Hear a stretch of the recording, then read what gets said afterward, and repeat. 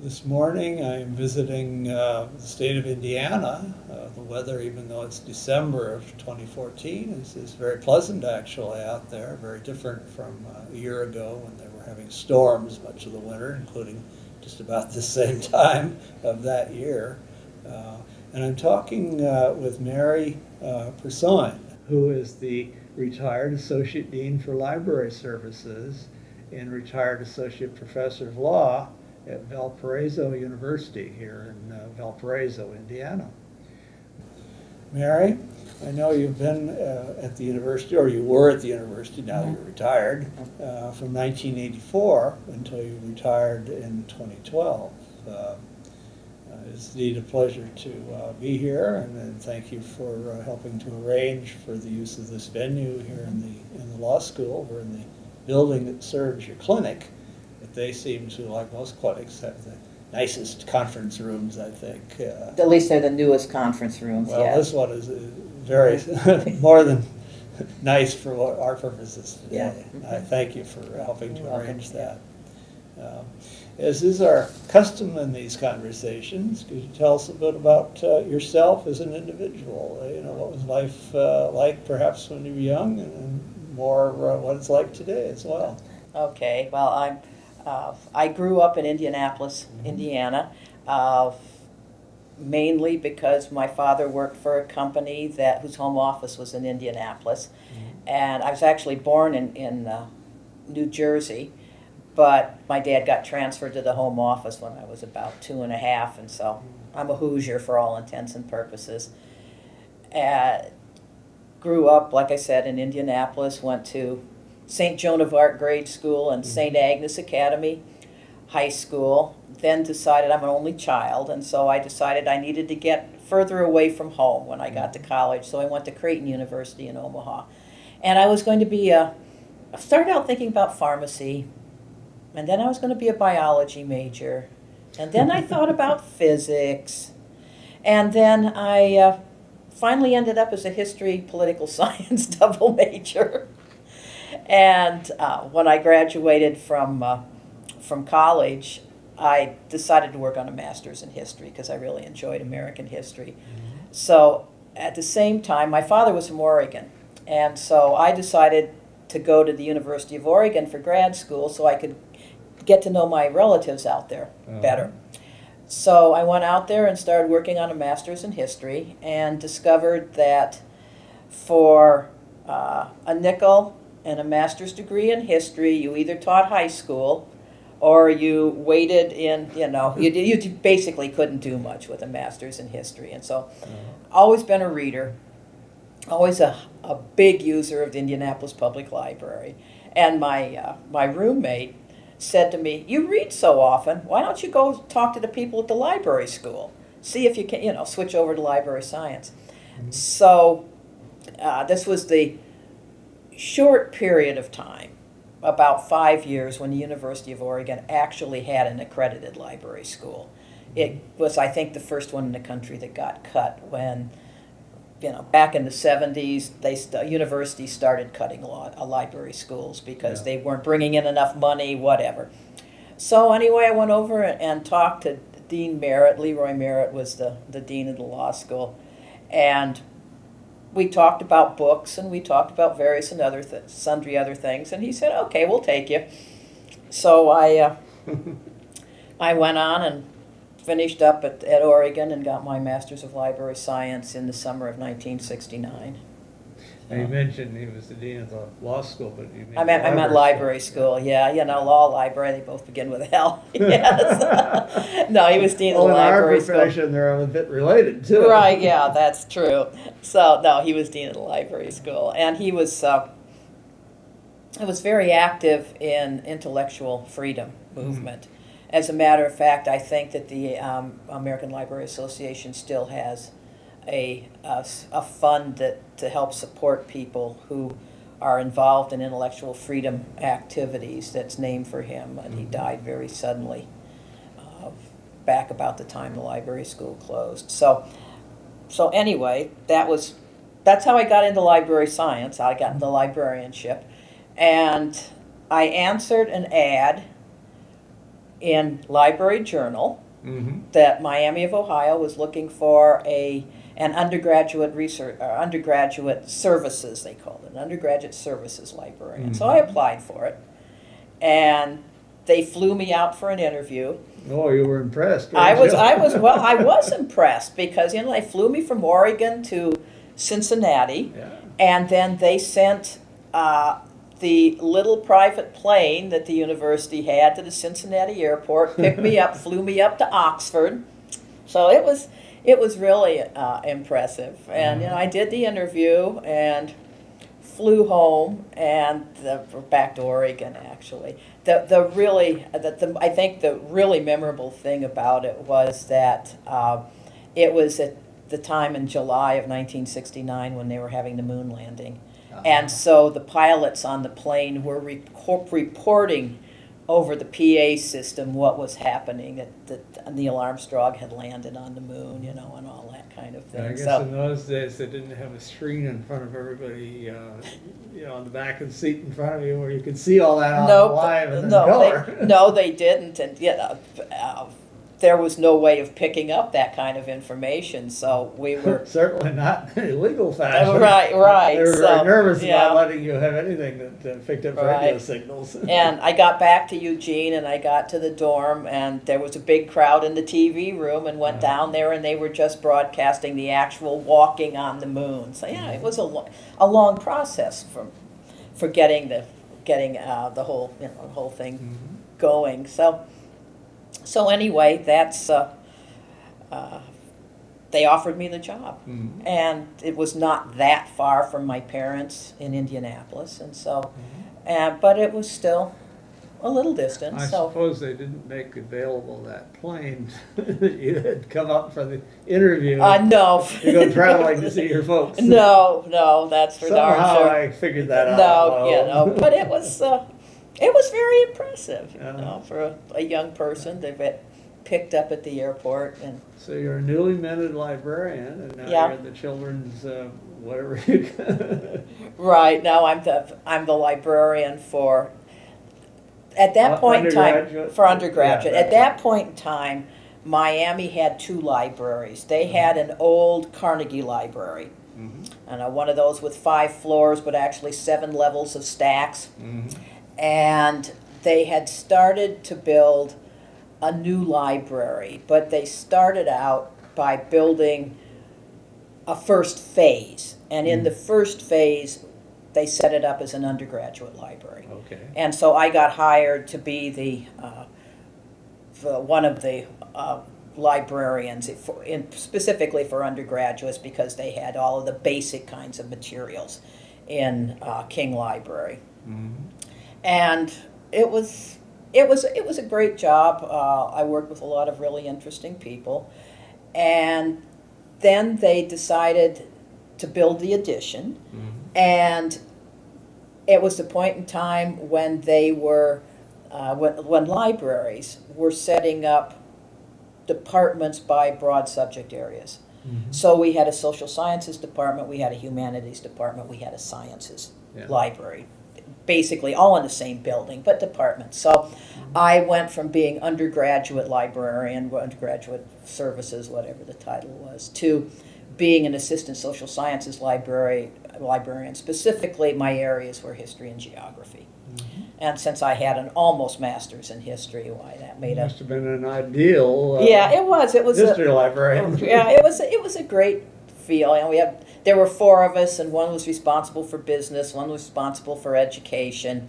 I had history and geography basically, and then the 4th librarian sort of had everything else that fell into the social sciences. But we did everything. When you work in the reference desk, you could get a business question, and then you'd get a history question, and then you'd get an education question, and an education question, and an education question, and then a number of inquiries about where the restrooms were, and can I use that room back over there to study in, and that kind of thing.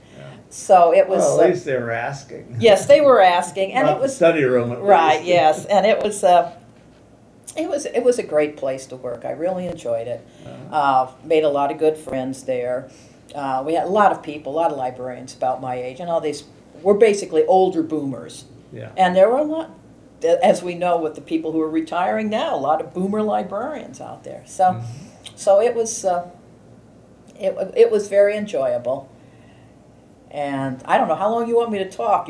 I can just keep on going. This is your conversation. Okay. So one of the tell us the story. Okay. Well, one of the interesting things that happened was on April 15th of 1970, the students decided to protest the war in Vietnam and Income Tax Day by having a protest on campus. And so we had students marching and shouting and so on and so forth. And it was all, we had state police and we had the campus police and we had the county, well, the city police. And it was all very mild, and usually these things would end of their own accord if you just let them go. And then the county sheriff brought in the dogs. Oh. And the students started running and screaming and carrying on, and and this is Oxford, Ohio, which is a small town in a conservative area of Ohio, and not the sort of place that you would expect something like this to happen. Yeah. So, university closed down for a week, and we had an incredible number of meetings to discuss what are we going to do. So we came up with a plan. We reopened, and then 2 weeks later, or 3 weeks later, Kent State happened, and so we were afraid that there was going to be another riot, so on. We were lucky enough, we learned enough from the first round that things stayed quiet during the whole Kent State time period. But a lot of meetings, a lot of gatherings.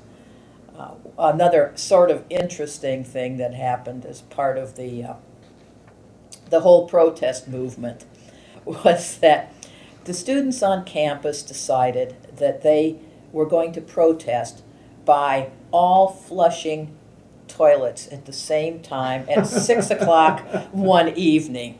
Okay, this is a town who has a water tower in the center of town that provides the pressure to send the water out. Sure. I didn't know this until this happened. Gravity pulls it down and gives you the power. Right, right. So they all flushed at the same time. They drained the water tower. And so the city cut off the water to campus. Because literally cut off your water. Yeah, right? They literally cut off the water. Well, the kids caused the problem. And so they had to build the pressure back up so all the residents could get their water. So they just cut off the water to campus for about 24 hours. Residents were the voters. Right. That kept the mayor and the rest of them in office. Right. Yeah, so they took good care of the voters. They took good care of the voters, yeah. So that was another interesting part of the whole Vietnam War era. Was interesting on college campuses. Well, for today's librarians, many of our colleagues, others who've come of age after that era, it probably is something they've heard about, but to have been part of. It was just a very different time. Yeah, it was. And there was a lot of controversy over our involvement as a country in that part of the world over there, Indochina, Vietnam. But the other thing, and your cohort, I was very slightly ahead of it. We were pretty docile still, even though the war had been starting to ramp up. We were more watching the draft board's actions than the poor guys. But it was an era where students did really start voicing concerns. That one being the primary one was the concerns over the war. Yeah.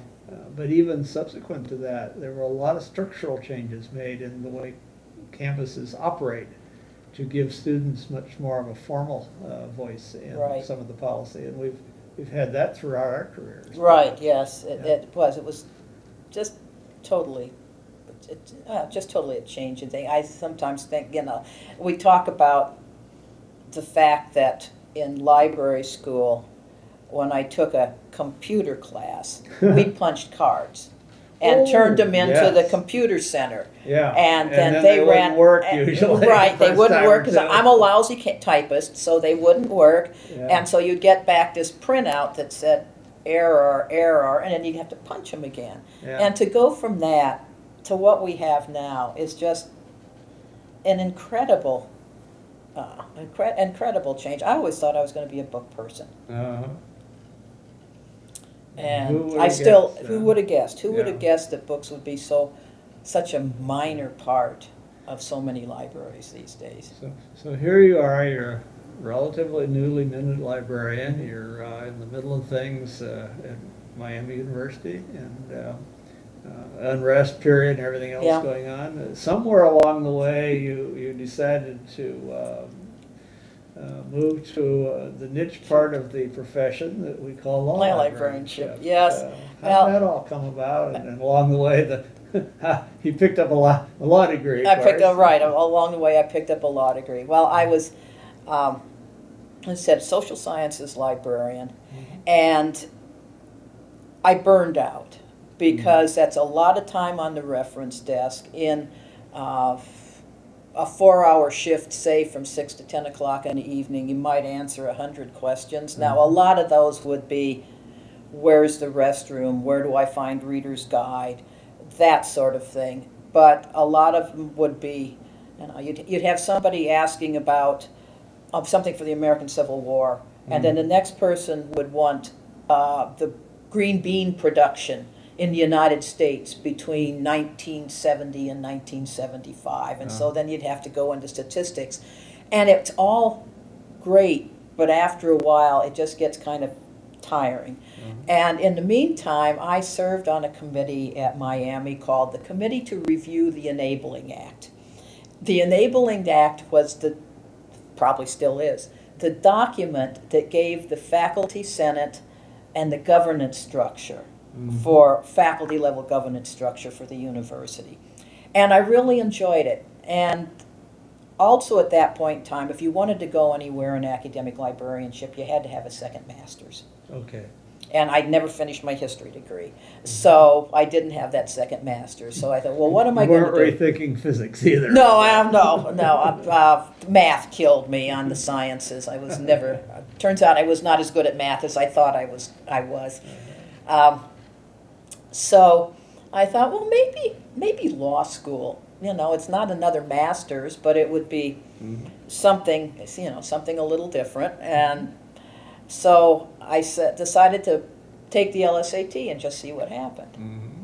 And so I took the LSAT and I got a really good score on it. It turns out it was one of the test takings when they had errors in their grading. And so I never knew whether my really good grade was something that came from there. And I imagine you didn't want to ask. And I didn't really want to ask. No, I sure didn't. So then, since I'd gotten a decent grade, I decided to apply to law school. And I applied to IU, I applied to University of Cincinnati, and I applied to Notre Dame because my dad was a triple domer. That's, for those of people who don't know, a triple domer is someone who has 3 degrees from the university. Okay. And so you're a domer if you graduate from Notre Dame. And so Notre Dame accepted me, and since there's this family history of Notre Dame, I decided to go there. And by the time I went, I thought for sure I was going to practice law. That I was burned out on librarianship. Yeah. And, I was always going to be a library user, but I really didn't know whether I wanted to be a Why else librarian. go to law school except to become a lawyer, huh? Right. Do what lawyers traditionally Really do. right. Yeah. But by the time I got to be a third-year law student, my friends who were the year ahead of me, if I wanted to talk to them, I had to call them at home, or not at home, but at work, nights, weekends. They were That's working. how they always were. They always were. They were working 60, 70, 80 hours a week. I had a friend who had a job with a big law firm in D.C., and she bought drapes for her apartment. And it was something like 6 weeks before she had the time to get the drapes up. And I thought, oh man, I'm not sure I want to live like this. And so, well, what else can you do? Well, about that point in time, one of the librarians at Notre Dame left. Uh, And so there was an opening, and I found out because I was looking at the Chronicle of Higher Education, and there was an ad. Notre Dame was looking for a law librarian. So, and I had worked in the library. It was how I earned some money going through law school. mhm. And so I went into to Mrs. Farman. Kathleen Farman was the director at the time, and I said, I understand you're going to have an opening. And she said, yes. And I said, well, I'd like to apply for it. And she said, well, you have to have a library degree. I said, I have a library degree. You do? Been working for her for 3 years, but and she'd forgotten. So I got the job, and so I graduated on Sunday, and Monday I started as a law librarian at Notre Dame. Oh. So I sort of fell into it in a Didn't way. even have to worry about where the rent money was going to come Nope, from. I didn't the have next to month. worry. Nope, I didn't. I just went from, one day I'm going through graduation, and then the next day I start work. And I sat for the bar exam. I was a member of the Indiana Bar until I took retired status 2 years ago. But I never practiced law, and I think if I had gone into law practice, I think I would have been a prosecutor. It's really what I would have liked to have done. But I like the academic life. I like working on college campuses. I like the fact that you might work 60 hours a week. You might even have weeks where you worked 70 or 80, but it wasn't all the time like that. You've got the ride, the flow, the ebb and the flow of the academic year, and things get busy and then they slow down, and they get busy and they slow down, and so on. And you're always around interesting and smart people, which makes it a lot of fun. So that was how I ended up in law librarianship. It's not like I decided. So you didn't get recruited in by some mentor or Nope. anything. You just sort of recruited yourself. I recruited myself. Your mentor was the Chronicle of Higher Education, right? Yeah. That's interesting. Yeah. So it was. So now you were at Notre Dame, then Right. as one of the librarians. I was one of the librarians. I taught legal research and was one of the reference librarians. And I worked with Jim Gates, and I don't know whether you knew Jim or not. I don't remember the name. Okay, well, Jim was another person. He went to law school and then decided that law school wasn't for him. So he got a master's, but in political science or something. Well, anyway, he'd been working in the law library as a law student, and he kept on working there. Well, he went to school, got his master's, and then decided that he'd get a library degree. Then he was doing tech services. He was at the University of Florida. He was at Boston University. And several years later, I got a call from him. He said, Mary, can I use you as a reference? And I said, okay, what are you applying for? And he said, well, the librarian position at the Baseball Hall of Fame is open. And I'm applying for it. Big baseball fan. I learned more about baseball from sharing an office with Jim. And he got it, and he's still the librarian at the Baseball Hall of Fame. Oh, that's wonderful. Yeah. He succeeded another one of our, law library colleagues, who was his predecessor. Oh, really? I didn't know. I don't. If I knew, I don't remember that he was a law. I don't recall the name, or I didn't say it. But it was somebody, earlier on, Right. who I think was also very much into baseball, and Mm-hmm. many of our colleagues are. For a while, there was sort of an informal, maybe it still exists, Yeah.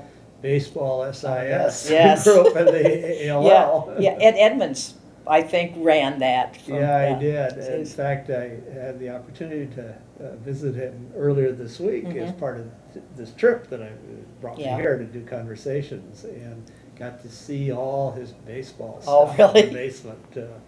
Frank Hodak was actually there as well. Oh, and we nice. did a conversation, the two of them on camera, for our history, and Ed talks a little bit about that. And then at the end, I went down and he described some of this stuff, and we added a sort of a little addition onto his conversation, Yeah, just that'd be because it's interesting. the flavor of what he's all about. Oh, yeah, it really is, yeah. Yeah. Well, getting back to you. Getting back to me, We're yes. not going to talk about Ed today. Right, yeah. Well, He got his opportunity. right. There was a librarian at Notre Dame when I was working in the law library. His name was Chris Kirkwood. And Chris took a job at Valparaiso. They were looking for a reference librarian, and he moved over here from South Bend. For those people who don't know, it's about 50 miles. Well, anyway. Well, and it's the one place where you can leave there and arrive here 50 miles later. At the same time, right? Yes, yeah. I discovered that last night. I didn't realize that the time change. I knew it did someplace. Yeah, it's St. Joe County line. Yeah. And it was dark, so I couldn't see any signs along the side of the highway telling me this was the time. Yeah, there actually is one on the toll road right at the county line between St. Joe and LaPorte County that tells you that. I figured there would be one because you see them in other parts of the country where you do the same thing. Yeah. But so I got here and I had an hour found time. It was nice. It is. It's very nice. It's hard going, but nice coming back. Yeah, going the other way, somehow you pay it back. Right. So anyway, Chris was over here and... shoot, now I can't think of his name. Matt Downs was the director here. Okay. And yeah, that is a name I remember. Yeah, right. And he recently retired from McGeorge, I think. But anyway, he went from being library director to taking a job in something like student services at another institution. I don't remember the details. Well, anyway, in the meantime, they'd asked Chris to be the acting director. That Chris and his wife were getting a divorce, and he didn't want to stay in Valparaiso because she was staying in Valparaiso. And so he called and he said, "Mary, I think you should apply for this job. I think you'd be good." And I said, "I don't have any experience as as administrator, really." And he let alone a director. Yeah, let alone a director. It was a small operation, and he says, "Oh, the dean says that if it's the right personality fit, I can teach the person to be a director." I don't know if that's a good or bad situation. Right. Deans tend to see things slightly differently than directors sometimes. Yeah, so it was, I said, okay. So I applied for it, and they made me the offer, and I accepted it. So I was at Notre Dame for 2 years, and then I came here, and the upside was that it was a small operation. We were in a smaller building then, and there were 2 full-time employees, and everybody else were basically mothers who were working part-time because they had young children at home, and it was like I said, it was a good fit. We were building a new building, and I got to get in on the design of that, which I had worked on that when I was at Miami because we put this huge addition onto what was a rather small first phase of the King Library, and so I'd been involved with the planning and so on for that. So I had some knowledge of it, and so we were working on that and doing a little of this, doing a little of that, the sort of things you did, like bringing in computers. Getting a computer in my office, but the dean left after a year. So I sort of taught myself library administration. Once Roger Jacobs took over at Notre Dame, Roger was a great one I could call and say, "Roger, what do you do? What do you do?" Mostly it's personnel. The rest of the stuff is easier to deal with than the personnel. Personnel or the problems of the budget is the thing you got to watch the most. Right. For other reasons, because that's your job as far as the dean's concerned. But I had a couple of people who, one of them thought that another one had insulted her child. I don't know. So, okay, what Roger says, "I don't play mommy." I said, okay, I can take that as a guiding principle. So I was here, and here I stayed. Yes, you were not a job hopper. No, after, I was You came here in about in 1984. 84, Yeah, and about the time after I'd gotten tenure, and I might have thought about moving on. My folks, my dad's health had declined, and my folks called one day and said the doctor has told Dad that he needs to move into town. As a backup, my dad was a chemical engineer, and my mom was a school teacher. When they retired to a farm in southern Indiana and raised cattle. Oh, And probably what they always had wanted to yeah, do. well, it was what my dad always Your wanted to dad do. My always mom wanted- was a city girl from South Bend, Oh, but Dad had grown up in small towns in Oregon. His father was a section crewman on a railroad, and so they had their own cattle, and they had big gardens, and they would have a pig, and they'd have chickens and all that kind of stuff. So he loved the country thing, and Mom went along with it. But that where they were located was 15 miles from the nearest town and 35 miles to the nearest hospital. Oh, so as his health So, deteriorates a bit. As your health deteriorates, you have to be and a when little you're more prudent. right, you have to be more prudent. It was 6 or 8 miles of gravel road before you got to a highway. It was beautiful country, Yeah. but it was, and there were people around, but it just wasn't real close access to things. And my dad got run over by his tractor, and that broke his hip and broke some ribs, and so he was lucky he was not more heavily damaged, badly damaged than he was. But that sort of put a kibosh on his moving around and so on. It really slowed him down. So anyway, the doctor tells my folks that they need to move to town. So I figure they'll move into the nearest small town, which is Spencer, because I got friends in the area and the church Sure. and so on. And he said, and we've decided to move to Valparaiso. I said, okay. So my folks moved to Valpo. And by the time my folks were gone, I just, I'd settled in here, and there wasn't any place I really wanted to be more. Yeah. So here I am. If they're treating you well, why Yeah. take a risk necessarily? Some people do that or want new challenges. Right. But others just make the place they are at. Right, and Make there it more what they really think it should be. what should be, and there are takes challenges time. there, and sometimes I think that it's harder to take on the challenges and change things when you've been in a place for a while than it is if you move places every 5, 6, 10 years.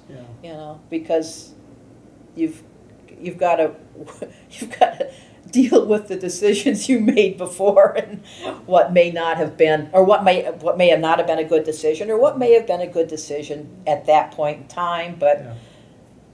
Of course, times if change. you deal with it again and you have the experience, Yes, right. you perhaps will do something that's easier Right. to deal with from then on. Yeah.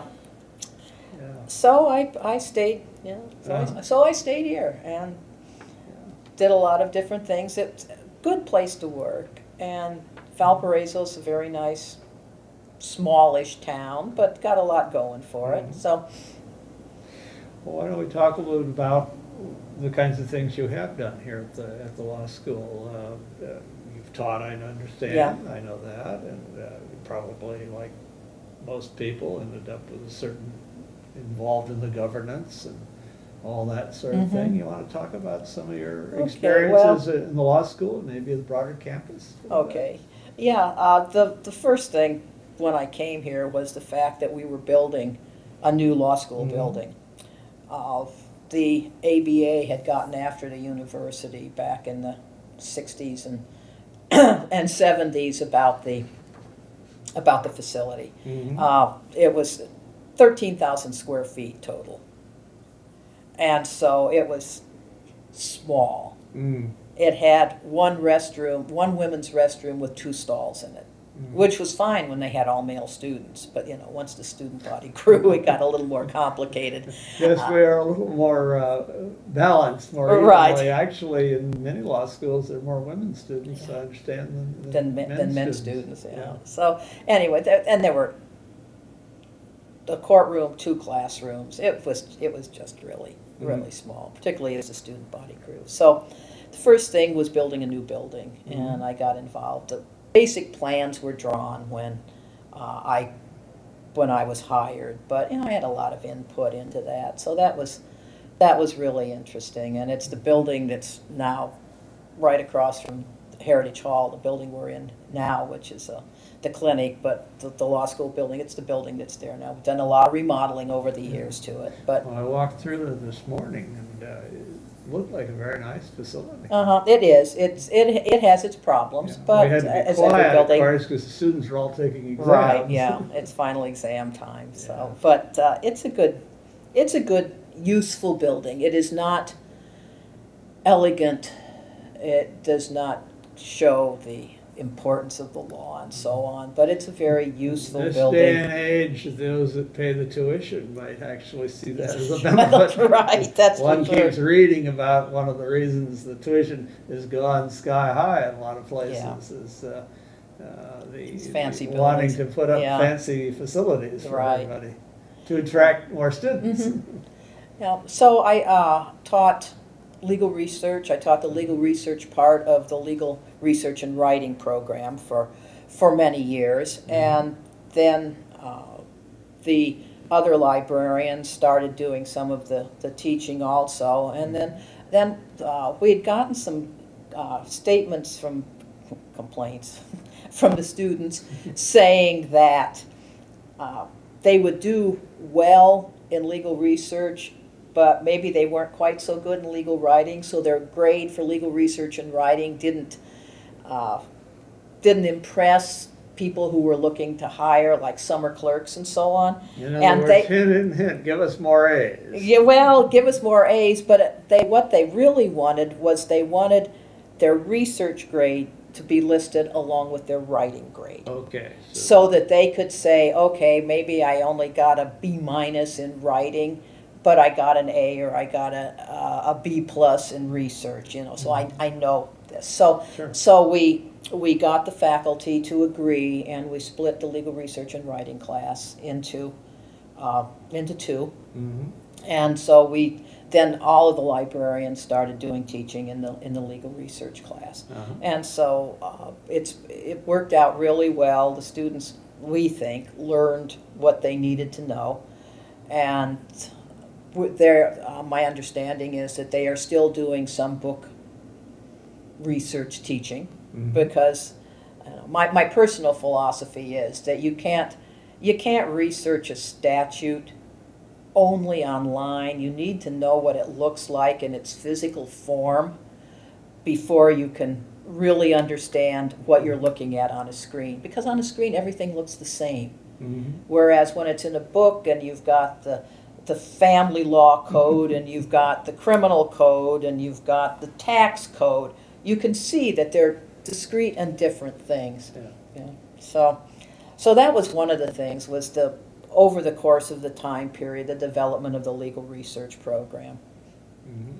And we've had to do remodeling, shifting, all of that sort of thing many times.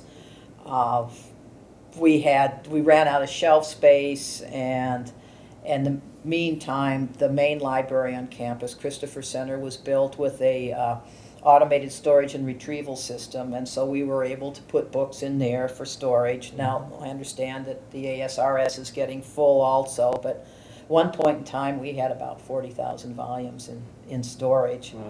Uh-huh.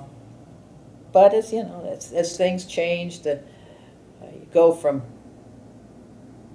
computers that have 3.5-inch floppy disks or computers that had the 5 1/4s to start out with, and then the 3.5s, and then it's all internal, and then you don't have disk drives at all, external disk drives at all, and you switch over to jump drives or thumb drives or whatever you want to call them, and you start out with really basic Lexis and Westlaw, and those developed over the years. So it was all of the dealing with the constant changes. Mm-hmm. I think I said before that I thought I was always going to be a book person, and that changed.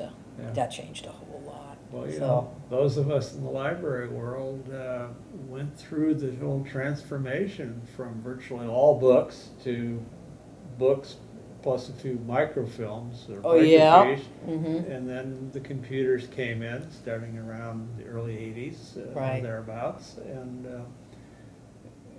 to today, I've heard it described that with a lot of today's students, they can be sitting in a room with books all over them, the place. And if it isn't on that little screen in front of their face, they don't know it exists. Right. Yeah.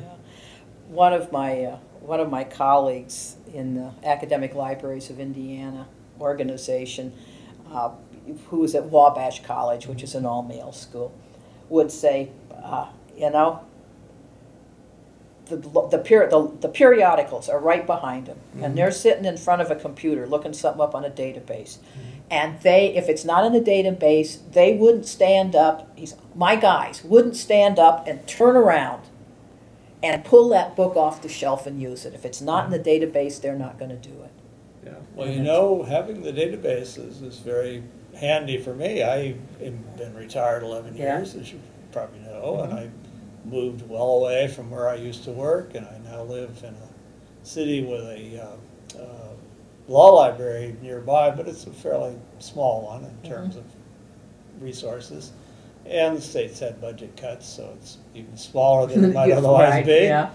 And then, I can go an hour and a half to the university, and there's excellent law library there, but I do most of my work on the computer using databases. And I have found that I maybe don't do that much, but it's a wonderful resource. It saves me having to go to any of those other libraries most of the time. Yeah, it really is, and there really is so much available. Yeah. And that's one of the things one of the positive things that I think has happened over the course of the last 30 years is the availability of the material.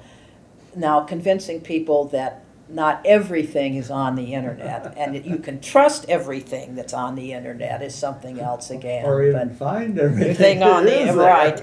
Oh yeah, isn't that the truth? Oh, So. it keeps the reference librarians on their toes. Oh, yeah, that's for Keep sure. up with that, Yeah. all those resources. Yeah. Right. Now, here at the university, you've been talking about your work in the law school, but I know you served on the faculty senate. Yes, and I was. You must have been involved in some of the governance Right, more yeah. broadly than Yeah. just the school. Yeah, I was. I was on the university's faculty senate. I served on a lot of committees over the years. Early on, I was one of the relatively few female faculty.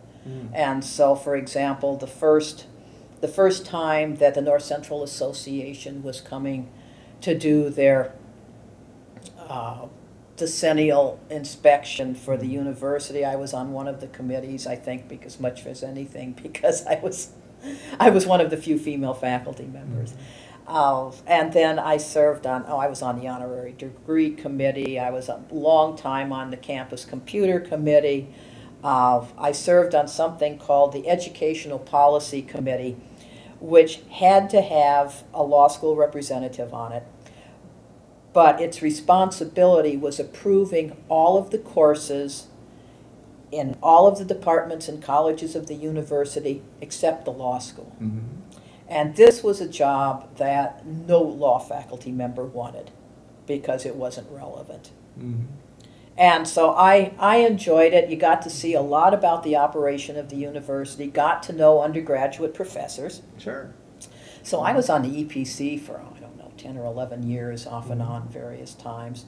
I think I spent 4 years on faculty senate. I can't even remember all of the other committees I was on, but Well, your colleagues were very pleased with your service because that meant they didn't have to do it. Yeah. Precisely. Yeah, Well, I enjoyed it, and they didn't. Yeah. Well, they don't always realize what they do miss. Yeah. And what they also don't realize is that so much of the basic policies of the campus and the academic policies are the things that those who are in senates and so on have to approve. Right. Yeah. Even the benefits package that we had it had to go through the Senate. Right. Any yeah. changes had to go Right. through the Senate.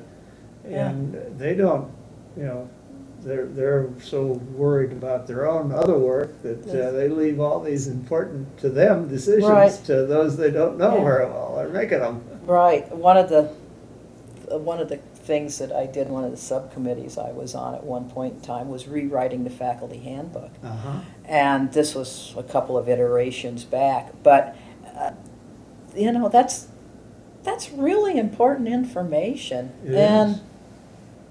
we it sent has- out, you know, here's where you can find what the draft looks like, and we want your comments. And, you know, people don't comment. And you weren't so- overwhelmed with the comments, huh? No, until it gets adopted, and then people say, "Oh, I don't like this part."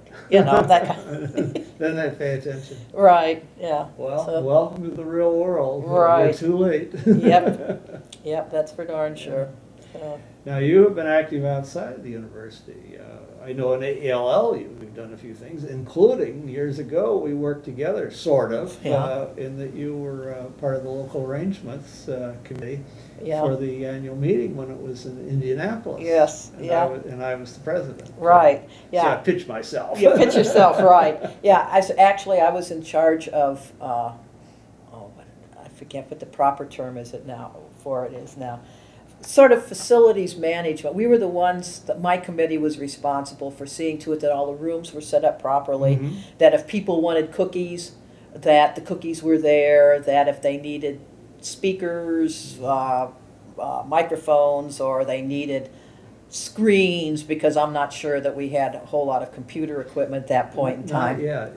It was mostly the older Right, seeing that, technology. yeah, right, seeing all the rooms were set up and so on, and if they weren't, then getting in touch with the convention center people and getting it done. That But was a nice facility. Yeah, though, it is. And It's a- everything was so nicely interconnected, you didn't have to go out if it was raining or something. Right, You yeah. could stay inside. right, it really is. Downtown Indianapolis is Mhm. is really really nice, and of course I'm prejudiced because I grew up there, but it's a nice town. The convention center is a good facility. Worked well. Yeah, and I remember some of the librarians from New York City said, "We went out to walk last night because we thought we could. It wouldn't be dangerous." And said, "Oh, this town is so clean."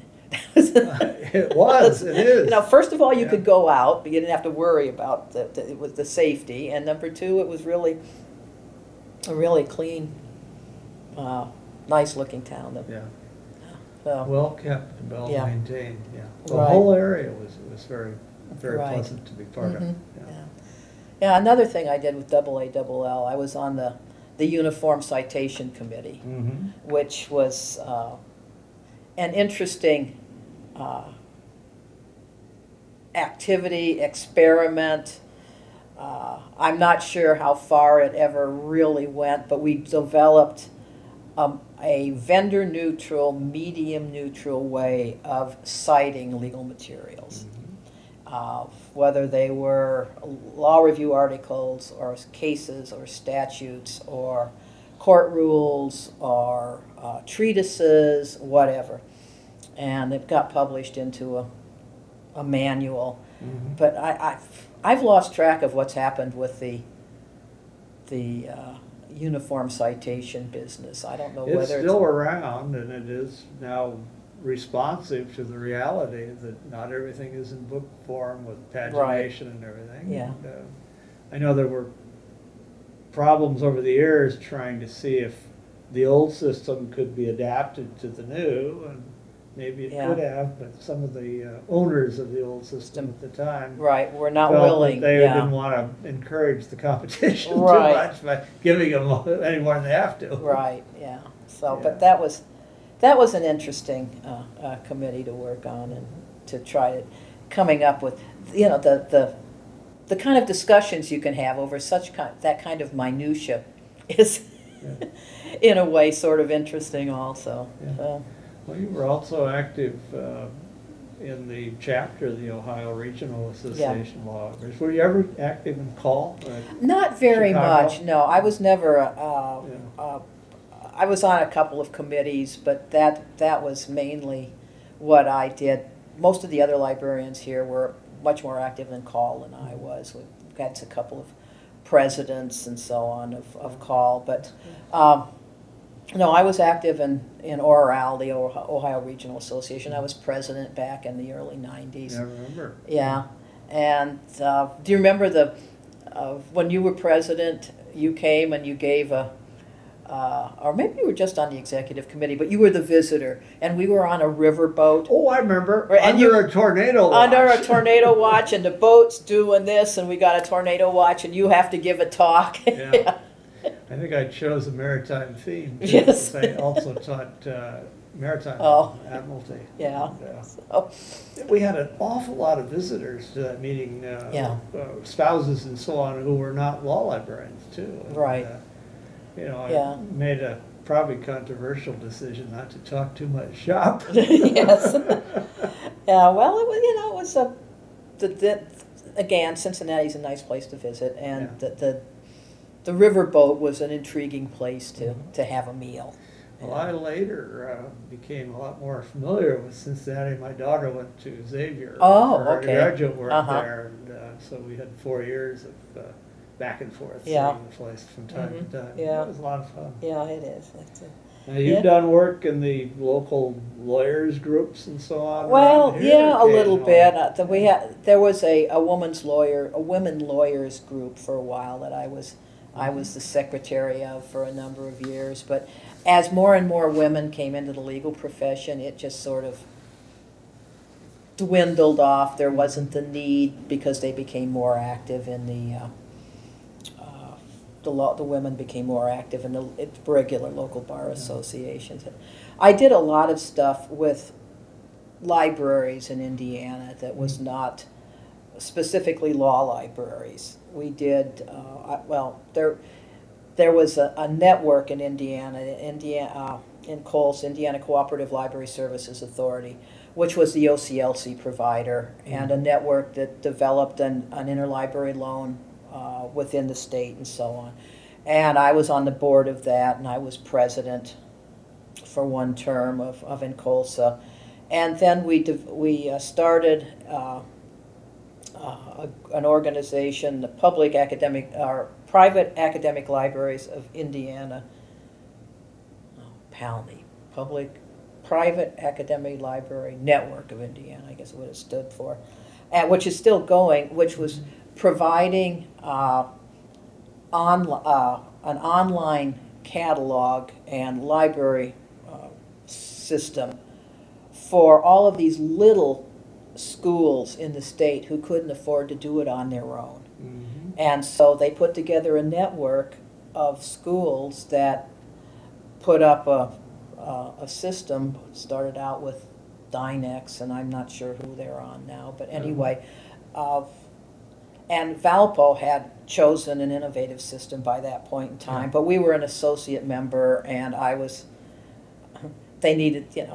one of the representatives for it. So that was interesting. And then we broadened beyond PALNI to an organization called ALLI, the Academic Libraries of Indiana, which was, or is, a representative from every academic institution in the state, ranging from IU and Purdue down to the Calumet colleges and the Trine universities and so on, working together to provide good library service for, one of the first things we started out with was free interlibrary loan and free access to everybody else's campus libraries for faculty and students, and worked on a lot of other projects, some of which came to fruition, some of which didn't. But we were trying at one point in time to develop a remote storage facility that all of the schools could use, but that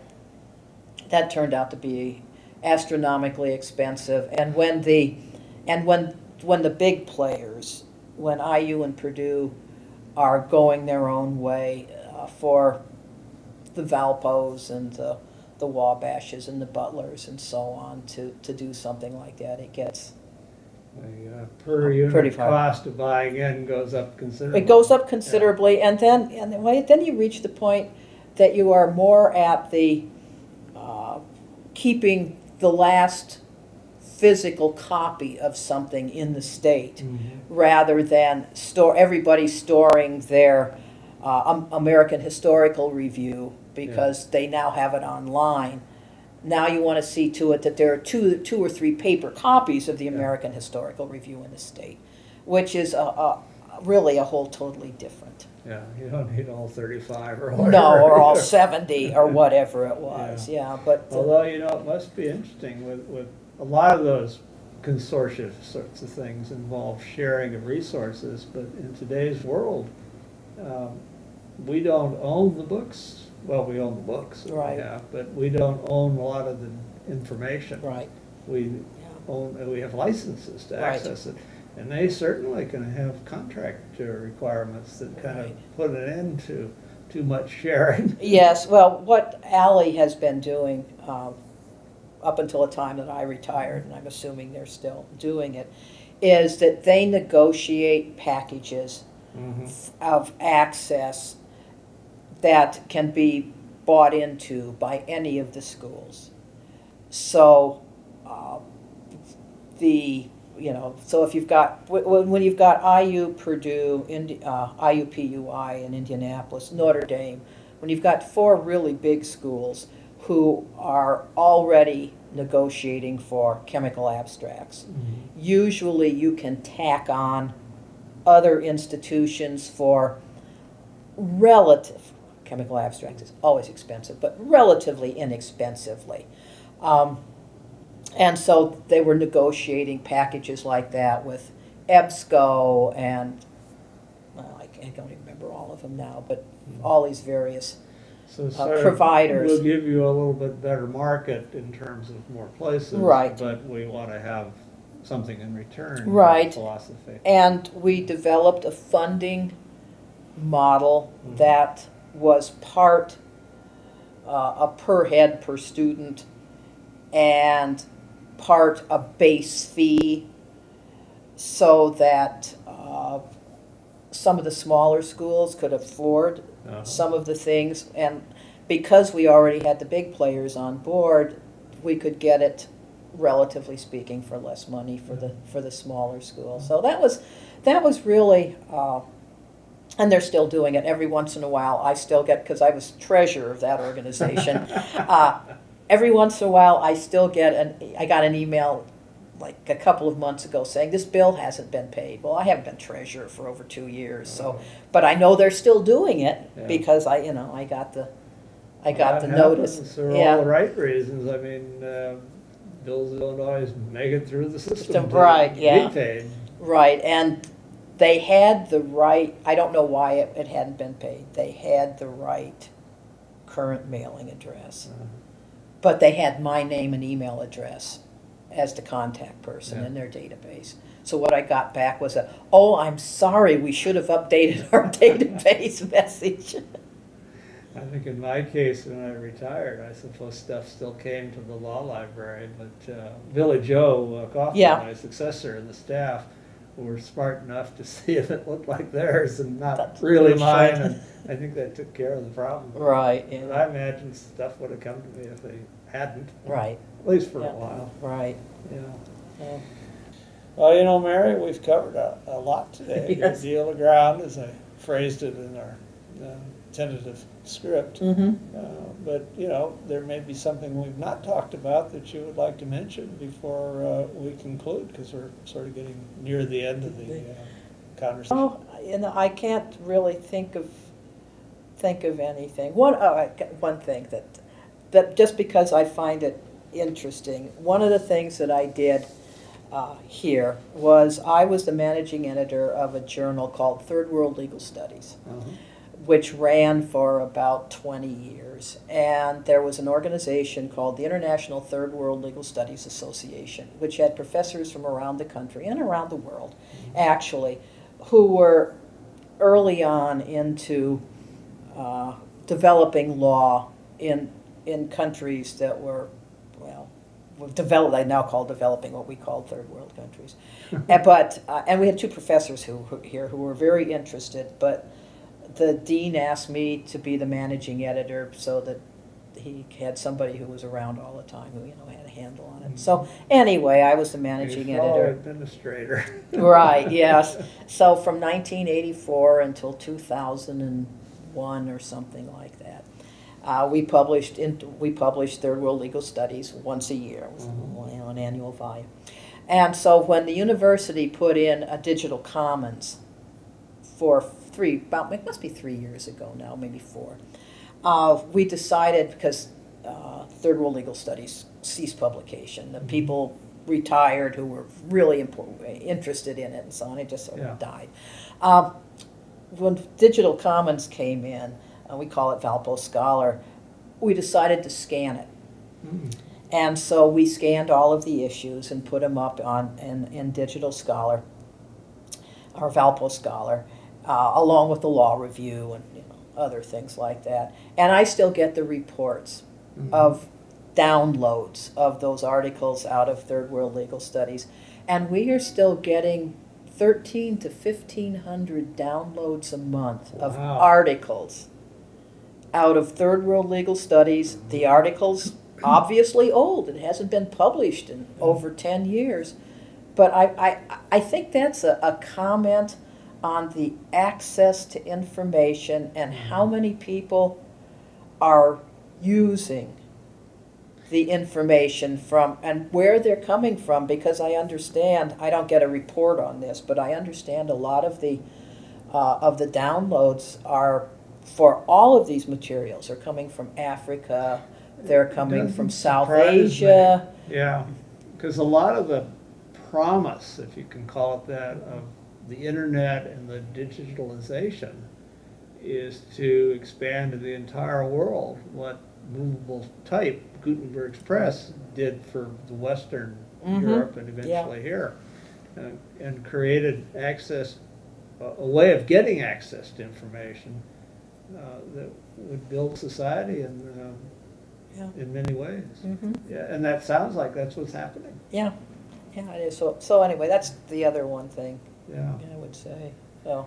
Well, it's certainly been a pleasure talking with you, Mary Persyn, this morning, and for you sharing so much about what you've done over the years and about our profession in general. And in thanking you, I want to thank you on my behalf, of course, since I've had the pleasure of being here getting to do this, but also on behalf of Michelle Wu, Frank Hodak, and Dick Spinelli, our colleagues with whom I have the honor of trying to put together this oral history of law library. Well, thank you. I've enjoyed it. Thank you.